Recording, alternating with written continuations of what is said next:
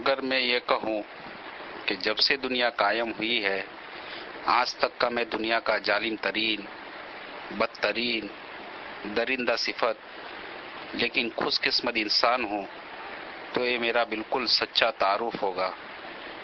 میں ضلع مظفر نگر کے بڈھانا تحصیل کے مسلم راجپوت اکثریت والے گاؤں میں ایک اہیر کے گھر اب سے تقریباً 42 یا 43 سال قبل پیدا ہوا۔ میرا گھرانہ نہایت ہندو مذہبی تھا لیکن جرائم پیشہ تھا۔ والد اور چچا جرائم پیشہ گروہ کے سرکردہ لوگوں میں سے تھے۔ لوٹ مار، ظلم خاندانی طور پر گھٹی میں پڑا تھا۔ 1987 میں میرٹھ کے فسادات کے موقع پر اپنے باپ کے ساتھ رشتہ داروں کی مدد کے لیے میرٹھ رہا اور ہم دونوں نے کم از کم 25 مسلمانوں کو اپنے ہاتھ سے قتل کیا۔ اس کے بعد مسلم نفرت کے جذبے سے متاثر ہو کر بجرنگ دل میں شامل ہوا۔ بابری مسجد، رام جنم بھومی کجیے میں 1990 میں شاملی میں کتنے ہی مسلمانوں کو قتل کیا۔ 1992 میں بڈھانا میں بہت سے مسلمانوں کو قتل کیا۔ بڈھانا میں ایک بہت مشہور نام کا بدماش مگر سچا مسلمان تھا جس سے پورے علاقے کے غیر مسلم تھراتے تھے۔ میں نے اپنے ایک ساتھی کے ساتھ اس کو گولی مار دی۔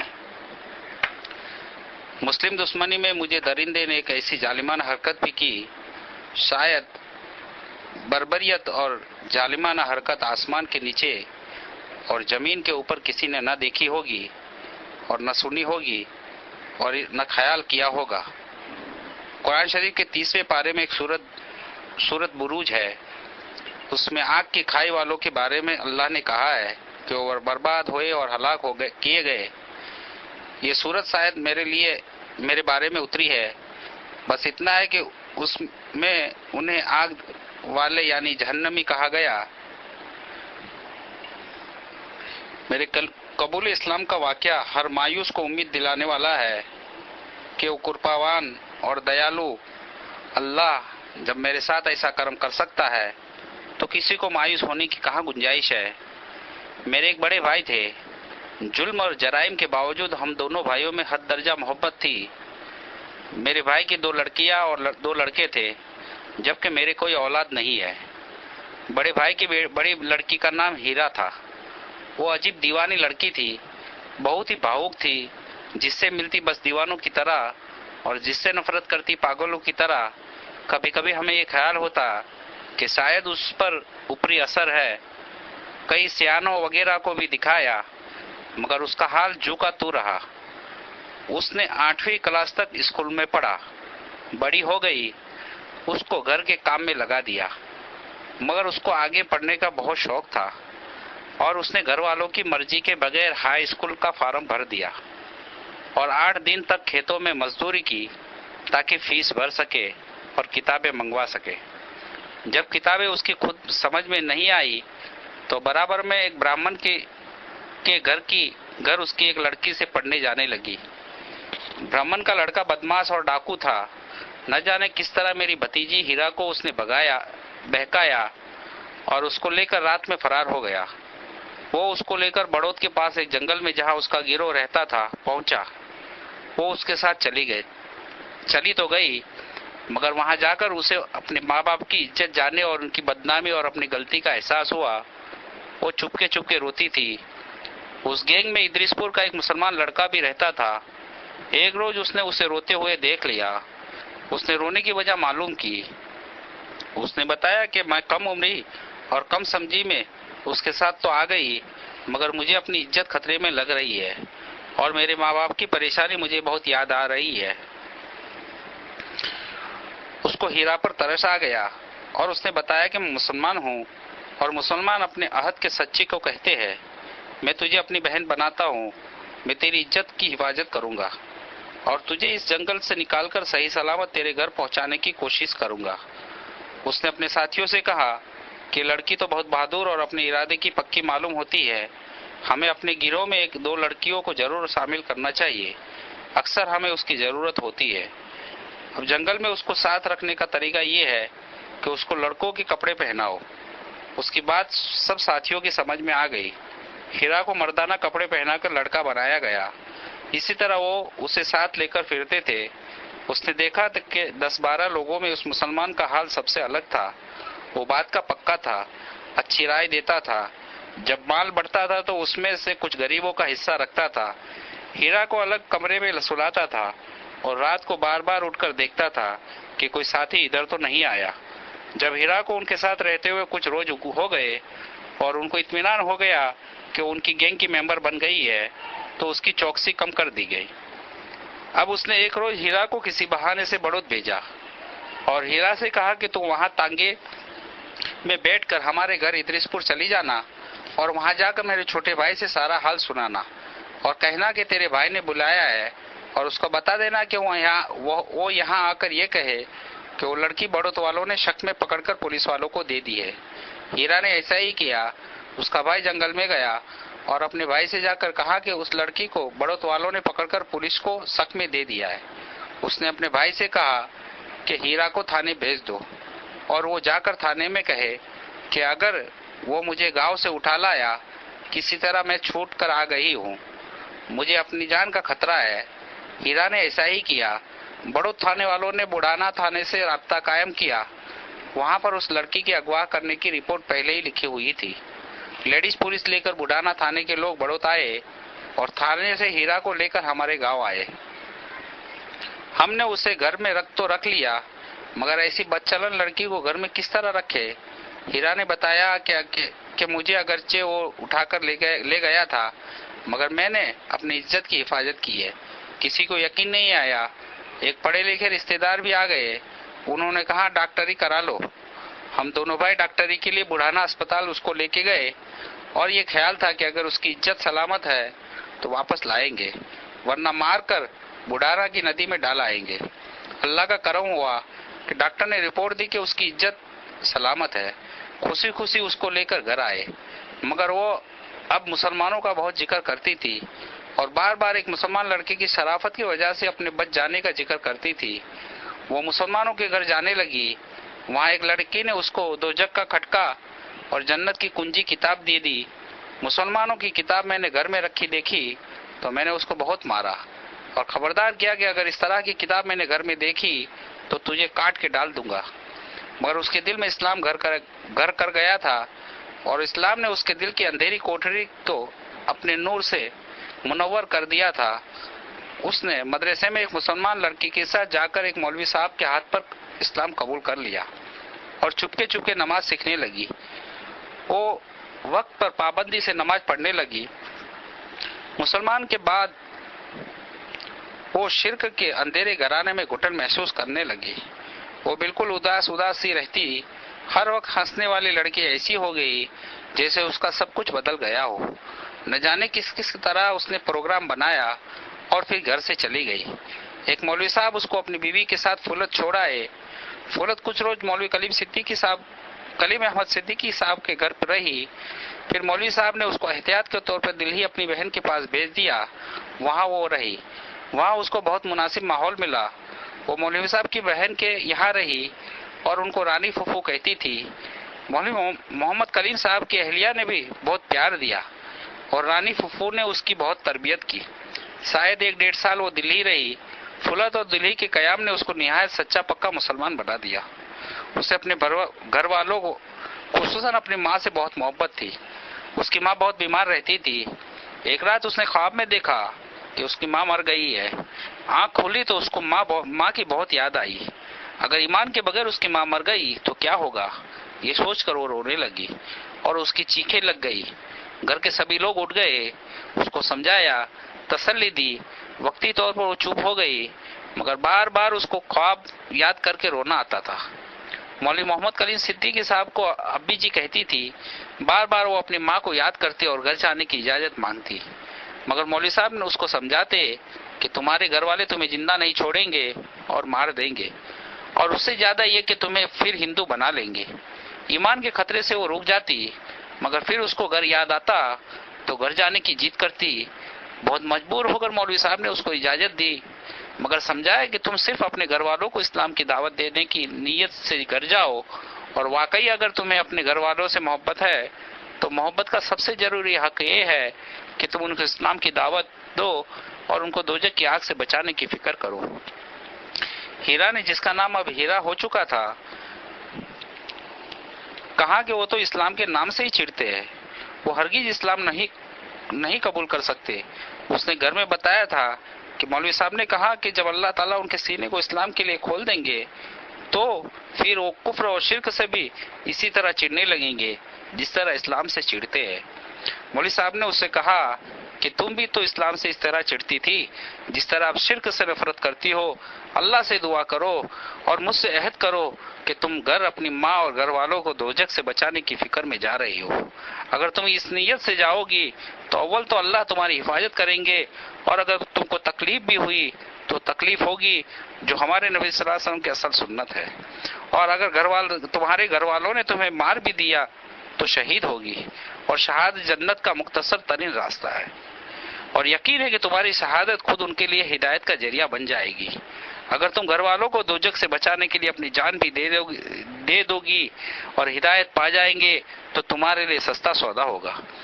مولوی صاحب بتاتے ہیں کہ انہوں نے اس کو 2 رکعت نماز پڑھ کر اللہ سے ہدایت کی دعا کرنے اور دعوت کی نیت سے اپنے گھر جانے کا عہد کرنے کو کہا۔ وہ دہلی سے پھولت اور پھر ہمارے گھر آئی۔ ہم لوگ اس کو دیکھ کر آگ ببولا ہو گئے۔ میں نے اس کو جوتوں اور لاتوں سے بہت مارا۔ اس نے یہ تو نہیں بتایا کہ وہ کہاں رہی، البتہ یہ بتا دیا کہ وہ مسلمان ہو گئی ہے اور اب اسے اسلام سے کوئی ہٹا نہیں سکتا۔ ہم اس پر سختی کرتے تو الٹا ہمیں مسلمان ہونے کو کہتی۔ اس کی ماں بہت بیمار تھی، 2 مہینے کے بعد وہ مر گئی تو اس کو دفن کرنے کے لیے مسلمانوں کے حوالے کرنے کو کہتی رہی کہ میری ماں نے میرے سامنے کلمہ پڑھا ہے، وہ مسلمان مری ہے۔ اس کو جلانا بڑا جرم ہے، مگر ہم لوگ کس طرح اس کو دفن کرتے، اس کو جلا دیا۔ روز ہمارے گھر میں ایک فساد ہوتا، کبھی وہ بھائیوں کو مسلمان ہونے کے لیے کہتی، کبھی باپ کو۔ ہم لوگوں نے اس کو میرٹھ اس کے ننیال میں بھیج دیا۔ اس کے ماموں اس کی مسلمانی سے عاجز آ گئے اور انہوں نے مجھے اور میرے بھائی کو بلایا کہ اس ادھرم کو ہمارے یہاں سے لے جاؤ۔ ہم لوگ روز کے جھگڑوں سے عاجز آ گئے۔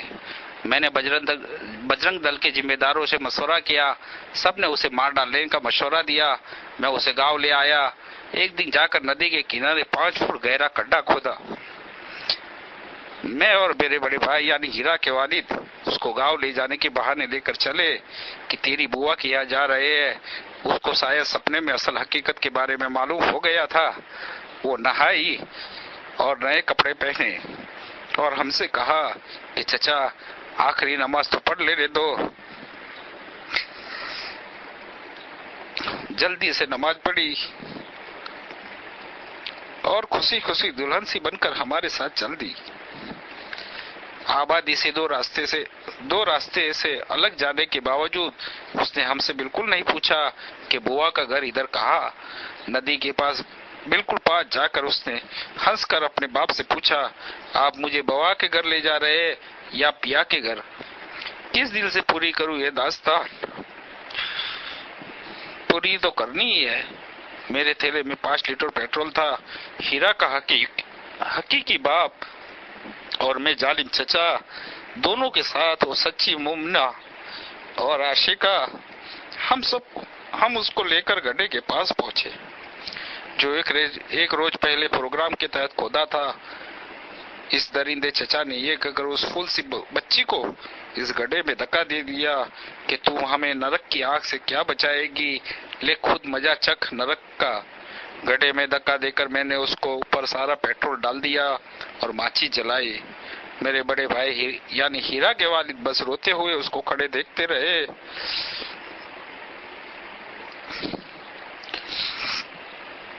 جلتی ہوئی ماچس کی تیلی اس پر لگی تو آگ اس کے نئے کپڑوں میں بھڑک گئی۔ وہ آگ لگتے ہی وہ گڑھے میں کھڑی ہو گئی اور جلتی آگ میں ہاتھ آسمان کی طرف اٹھا کر چیخی، میرے اللہ آپ مجھے دیکھ رہے ہیں نا، میرے اللہ آپ مجھے دیکھ رہے ہیں نا، میرے اللہ آپ مجھ سے محبت کرتے ہیں نا، اپنی ہیرا سے بہت پیار کرتے ہیں نا، ہاں میرے اللہ، آپ غار ہیرا سے بھی محبت کرتے ہیں اور گڑھے میں جلتی ہوئی ہیرا سے بھی محبت کرتے ہیں نا، آپ کی محبت کے بعد مجھے کسی کی محبت کی ضرورت نہیں۔ اس کے بعد اس سے زور زور سے کہنا شروع کیا، پتا جی اسلام ضرور قبول کر لینا، مسلمان ضرور ہو جانا، چاچا مسلمان ضرور ہو جانا۔ اس پر مجھے غصہ آ گیا اور میں بھائی صاحب کا ہاتھ پکڑ کر چلا آیا۔ بھائی مجھ سے کہتے رہے کہ ایک بار اور سمجھا بجھا کر دیکھ لیتے، مگر مجھے ان پر غصہ آیا۔ بعد میں واپس آتے ہوئے ہم نے گڑھے کے اندر سے زور زور سے لا الہ الا اللہ کی آواز آتی سنی۔ ہم اپنے مذہبی فریضے کو ادا کر کے چلے تو آئے، مگر اس شہید محبت کے ایمان اور یقین کی کیفیت میں ڈوبے آخری لمحات اور اس کے منہ سے نکلنے والے الفاظ مجھے درندے اور صفاق کے پتھر دل کو ٹکڑے ٹکڑے کر گئے۔ میرے بھائی یعنی ہیرا کے والد گھر کا کر بیمار پڑ گئے، ان کے دل میں صدمہ سا بیٹھ گیا اور یہ بیماری ان کے لیے جان لیوا ثابت ہوئی۔ مرنے سے 2 دن پہلے انہوں نے مجھے بلایا اور کہا کہ میں نے زندگی میں جو کیا سو کیا، مگر اب میری موت ہیرا کے دھرم پر جائے بغیر نہیں ہو سکتی۔ تم کسی مولوی صاحب کو بلا لاؤ۔ میں بھی بھائی صاحب کے حال کی وجہ سے ٹوٹ گیا تھا۔ ہمارے یہاں مسجد کے امام صاحب مل گئے، ان کو لے کر آیا۔ انہوں نے ان سے کلمہ پڑھنے کو کہا۔ انہوں نے کلمہ پڑھا، اپنا اسلامی نام عبد الرحمن رکھا اور مجھ سے کہا کہ مجھے مسلمانوں کے طریقے پر مٹی دے دینا۔ میرے لیے بہت مشکل بات تھی، مگر میں نے بھائی کی انتم اچھا پوری کرنے کے لیے یہ کیا کہ ان کو علاج کے بہانے دلی لے گیا، وہاں پر اسپتال میں داخل کیا، وہیں ان کی موت ہوئی۔ وہ بہت اطمینان سے مرے۔ پھر ہمدرد کے ایک ڈاکٹر سے میں نے یہ حال بتایا تو انہوں نے وہاں سنگم وہار کے کچھ مسلمانوں کو بلا کر ان کے کفن وغیرہ کا انتظام کیا، مگر بھائی کے مسلمان ہو کر مرنے کا مجھے بہت دکھ تھا۔ بھائی صاحب کے مسلمان مرنے سے مجھے یقین ہو گیا کہ میری بھابھی بھی ضرور مسلمان ہو گئی ہوگی۔ مجھے ایسا لگا کہ کسی مسلمان نے ہمارے گھر پہ جادو کر دیا ہے اور دلوں کو باندھ رہا ہے کہ ایک ایک کر کے سب اپنے دھرم کو چھوڑ رہے ہیں۔ تو میں نے بہت سے شیانوں سے بات کی۔ میں ایک تانترک کی تلاش میں سامنے سے اون جا رہا تھا، بس میں سوار ہوا تو بس کسی مسلمان کی تھی۔ ڈرائیور بھی مسلمان تھا، اس نے ٹیپ میں قوالی چلا رکھی تھی، بڑھیا نام کی قوالی تھی۔ اس میں ہمارے نبی صلی اللہ علیہ وسلم کو ایک بڑھیا کے ستانے، لیکن آپ کے ذریعے اس کے ساتھ اچھے سلوک اور اس کو سمجھانے، پھر بڑھیا کے مسلمان ہو جانے کا قصہ تھا۔ اسپیکر میرے سر کے اوپر تھا، بس جھنجھانا نہ رکی۔ اس قوالی نے میری سوچ کو بدل دیا۔ مجھے خیال ہوا کہ جس نبی کا ایک قصہ ہے وہ جھوٹا نہیں ہو سکتا۔ میں ان کے بجائے جھنجھانا اتر گیا اور خیال ہوا کہ مجھے اسلام کے بارے میں پڑھنا چاہیے۔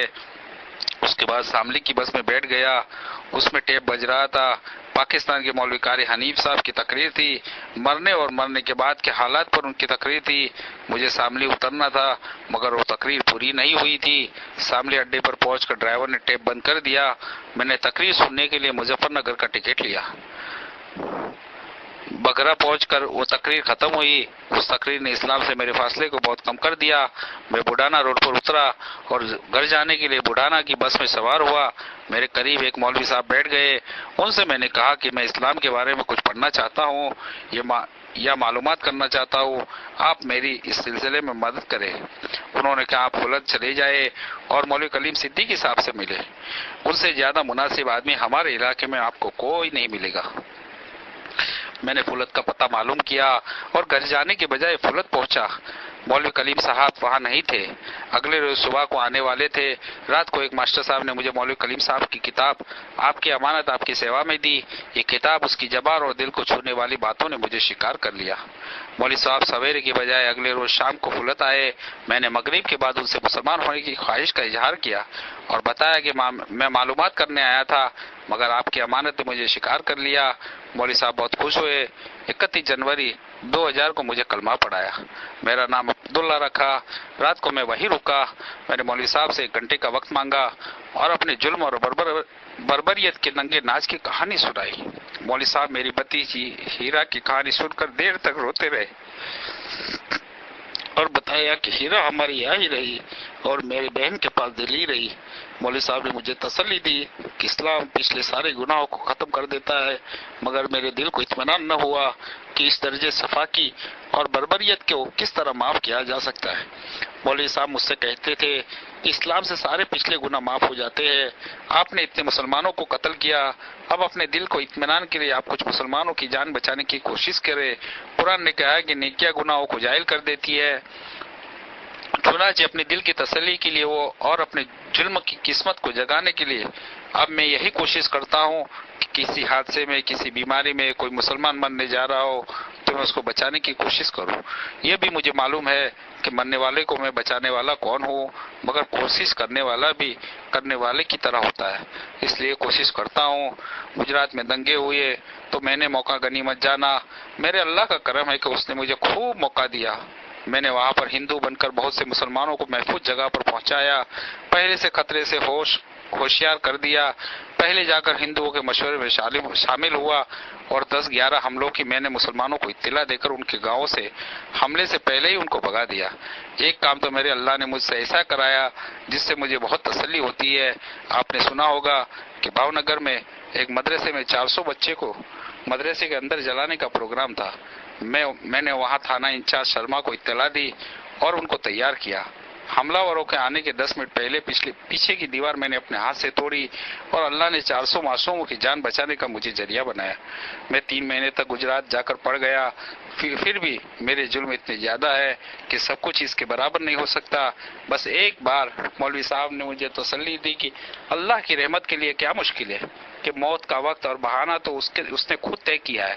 جس اللہ نے آپ کو ہدایت سے نواز دیا وہ اللہ آپ کو معاف کرنے پر کیوں قادر نہیں؟ اس سے دل مطمئن ہوا۔ مولوی صاحب نے مجھے اسلام سیکھنے کے لیے جماعت میں جانے کا مشورہ دیا۔ میں نے 2 ماہ کا وقت مانگا، گاؤں کے مکانات اور زمینیں سستے داموں میں فروخت کی اور دہلی جا کر مکان لیا، بیوی اور 2 بھتیجیوں اور ہیرا کی بہن کو تیار کیا اور فلت لا کر کلمہ پڑھوایا۔ اس میں مجھے 2 ماہ کے بجائے 1 سال لگا، پھر جماعت میں وقت لگایا۔ میرا دل ہر وقت اس غم میں ڈوبا رہتا ہے کہ اتنے مسلمان اور پھول سی بچی کا صفا کسی قتل کرنے والا کس طرح معافی کا مستحق ہے۔ مولوی صاحب نے مجھے قرآن شریف پڑھنے کو کہا اور خاص طور پر سورہ بروج کو بار بار پڑھنے کو کہا۔ اب وہ مجھے منہ زبانی یاد ہے اور اس کا ترجمہ بھی 1400 سال پہلے کسی سچی بات میرے اللہ نے کہی تھی۔ مجھے ایسا لگتا ہے کہ غیب سے جاننے والے اللہ نے ہمارا ہی نقشہ کھینچا ہے۔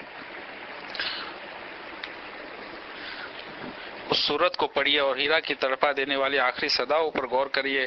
میرے اللہ آپ مجھے دیکھ رہے ہیں نا، میرے اللہ آپ مجھے دیکھ رہے ہیں نا، میرے اللہ آپ مجھ سے محبت کرتے ہیں نا، اپنے ہیرا سے بہت پیار کرتے ہیں نا، اے اللہ میرے اللہ آپ گارے ہیرا سے بھی محبت کرتے ہیں اور گڑھے میں جلتی ہوئی ہیرا سے بھی محبت کرتے ہیں نا۔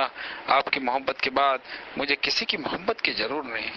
پتا جی اسلام ضرور قبول کر لینا، مسلمان ضرور ہو جانا، چاچا مسلمان ضرور ہو جانا۔